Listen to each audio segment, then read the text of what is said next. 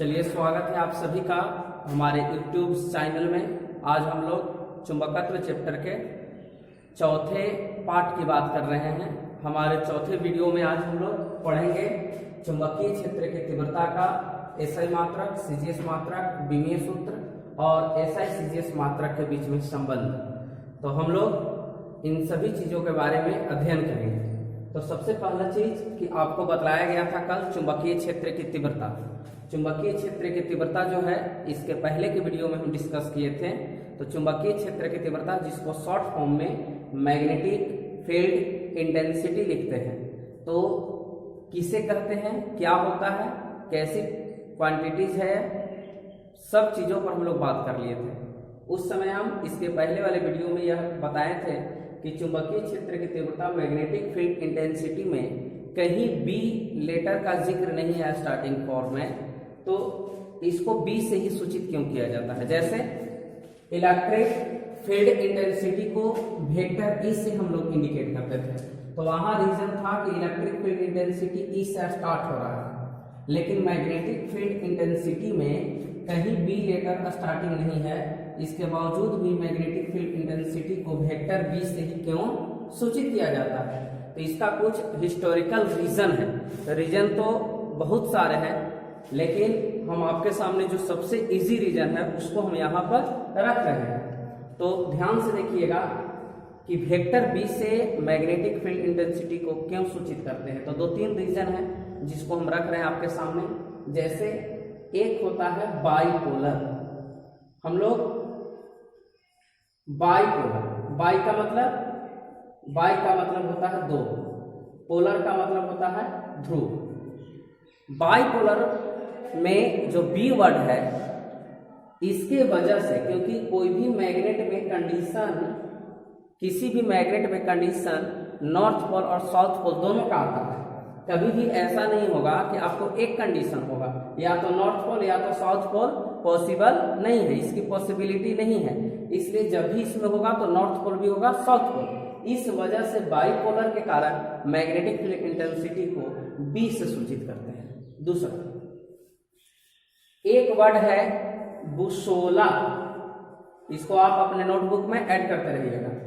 बुसोला, बुसोला word का मतलब क्या है? बुसोला का ये जो लैटिन वर्ड जो है सारे, इसका अर्थ होता है कंपास, यानी कि जो भी मैग्नेट से रिलेटेड हो गया। बुसोला का लैटिन वर्ड होता है कंपास। इसके वजह से भी मैग्नेटिक फील्ड इंटेंसिटी को हम लोग वेक्टर बी से सूचित करते हैं। इसके अलावा और ढेर सारे रीजन हैं। एक होता है आपको जो नॉर्थ पोल होता है, जिसको हम लोग पॉजिटिव से इंडिकेट करते हैं, उसका शक्ति जो है वह सबसे ज्यादा माना गया है। उसको प्लस में लेते हैं, साउथ पोल निगेटिव होता है। ऐसा नहीं, दोनों तरफ का शक्ति सेम होते हैं, बट नॉर्थ पोल जो होता है वह पॉजिटिव में उसका ज्यादा वैल्यू दिया जाता है, डेफिनेशन में रखा जाता है उसको। कहीं पर भी पॉजिटिव बातें होती है तो उसको नॉर्थ पोल को रखा जाता है। इसके वजह से ही वहां पर नॉर्थ पोल जो है, नॉर्थ जो है, उसके लिए भी लैटिन में जो यूज जो किया जाता है, बहुत सारे ऐसे वर्ड हैं जो कि बी से स्टार्टिंग होते हैं। इसके अलावा और बहुत सारे अमेरिकन साइंटिस्ट रहे हैं जिन्होंने मैग्नेट के क्षेत्र में कुछ न कुछ योगदान दिया, और उनका नाम जो है वो भी बी से स्टार्ट हुआ। तो कहने का मतलब ढेर सारे रीजन की वजह से ही इसको मैग्नेटिक फील्ड इंटेंसिटी को बी से हम लोग क्या करते हैं, डिनोट करते हैं। सबसे मोस्ट रीजन क्या है?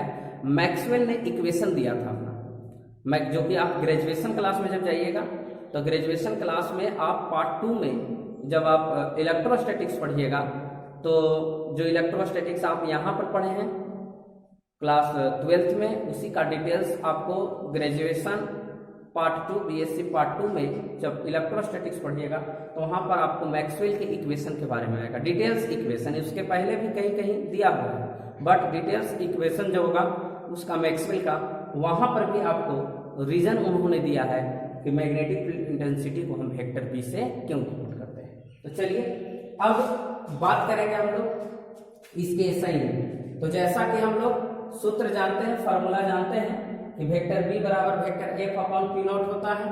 तो बल पी का सूत्र क्या होता है? आई गुने 2एल।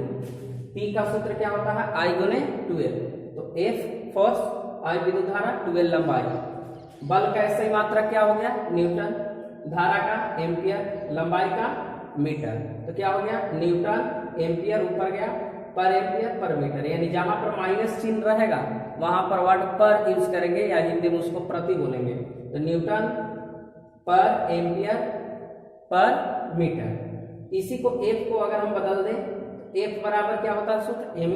तो यहां से एम का हो गया द्रव्यमान का किलोग्राम, त्वरण का मीटर पर सेकेंड स्क्वायर, विद्युत धारा का एम्पियर और 12 लंबाई है, चुंबकीय लंबाई मीटर, मीटर से मीटर कैंसिल। तो क्या बचा, किलोग्राम, एम्पियर ऊपर गया, किलोग्राम पर एम्पियर पर सेकेंड स्क्वायर। इसके अलावा भी आप ढेर सारे ऐसे यूनिट लिख सकते हैं, जैसे वैज्ञानिकों के द्वारा बतलाया गया है weber per metre square, weber per metre square. ये भी कैसे आता है, इसको हम आपको चैप्टर मैग्नेट चैप्टर जब 2 पढ़ाएंगे तो उस समय हम आपको क्लियर करेंगे। Weber per metre square. Tesla, यह भी जो है साइंटिस्ट नाम है। तो जो सबसे इंपॉर्टेंट है चुंबकीय क्षेत्र की तीव्रता के ऐसे मात्रक याद रखने के बाद जो एग्जामिनेशन से रिलेटेड है वह आपको हो गया न्यूटन पर एम्पियर पर मीटर, टेस्ला और वेबर पर मीटर स्क्वायर। इसके अलावा और ढेर सारे आप फार्मूला पर डिराइव करके अपने मन से कंपटीशन के लिए निकाल सकते हैं। नेक्स्ट, सीजीएस यूनिट में आता है गॉस का नाम। गॉस ने, जैसा कि इलेक्ट्रोस्टैटिक्स में पढ़े थे गॉस का प्रमेय वगैरह इस सब, तो गॉस एक वैज्ञानिक थे, उनके नाम पर इसका सीजीएस यूनिट रखा गया। उसके बाद जो मोस्ट इंपॉर्टेंट हुआ साइंटिस्ट नाम में टेस्ला और गॉस, यानी कि एसआई फॉर्म में ज्यादा प्रचलित हो गया टेस्ला और सीजीएस फॉर्म में ज्यादा प्रचलित हो गया गॉस। तो इस प्रकार से दोनों के बीच में एक रिलेशन निकाला गया, यानी कि relation between SI and CGS unit of magnetic field intensity, जिसको हम वेक्टर बी से इंडिकेट किए हैं।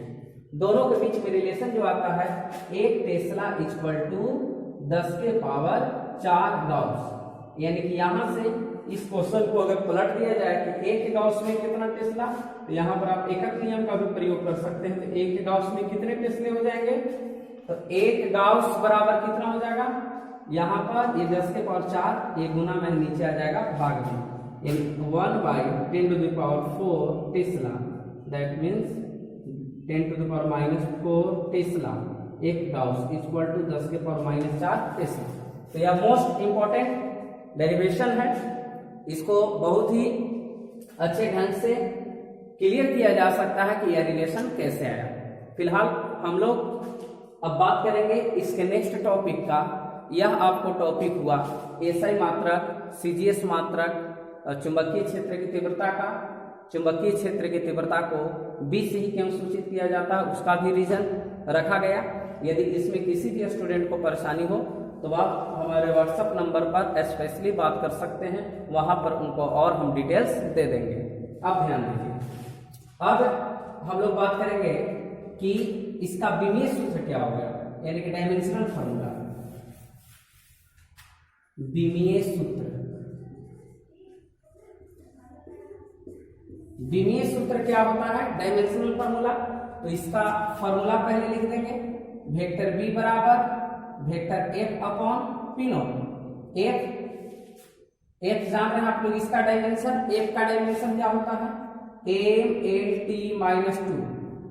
पी नॉट है ध्रुव प्रबलता, इसका डायमेंशन क्या होगा, आई यूनिट 12 है तो ए इंटू एल लिख दिया जाए। 12 लंबाई के लिए एल और आई विद्युत धारा है, विद्युत धारा के लिए ए वर्ड यूज कर दिए, यहाँ पर ए लेटर का यूज किए और आई भी यूज कर सकते थे। एल एल कैंसिल हो गया, तो क्या हो गया, एम एल तो कैंसिल हो गया तो एल 0 हो गया, टी -2 ए के पावर 1 ऊपर गया तो -1। यह हो गया डायमेंशनल फार्मूला, यह हो गया चुंबकीय क्षेत्र की तीव्रता का विमीय सूत्र, डायमेंशनल फार्मूला। अब जो है हम लोग बात करेंगे कि चुंबकीय क्षेत्र की जो तीव्रता जो होती है उसके लिए सूत्र कैसे हम सत्यापित करेंगे, सूत्र को कैसे प्रूव किया जाए चुंबकीय क्षेत्र की तीव्रता। जैसे कि विद्युत क्षेत्र की तीव्रता के लिए हम लोग सूत्र को सत्यापित किए थे, उसी प्रकार से अब हम लोग चुंबकीय क्षेत्र की तीव्रता के लिए सूत्र को सत्यापित करेंगे। बोर्ड एग्जाम के लिए बहुत ही ज्यादा इंपॉर्टेंट है, weber per metre square, Tesla, Gauss और दोनों के बीच में रिलेशन।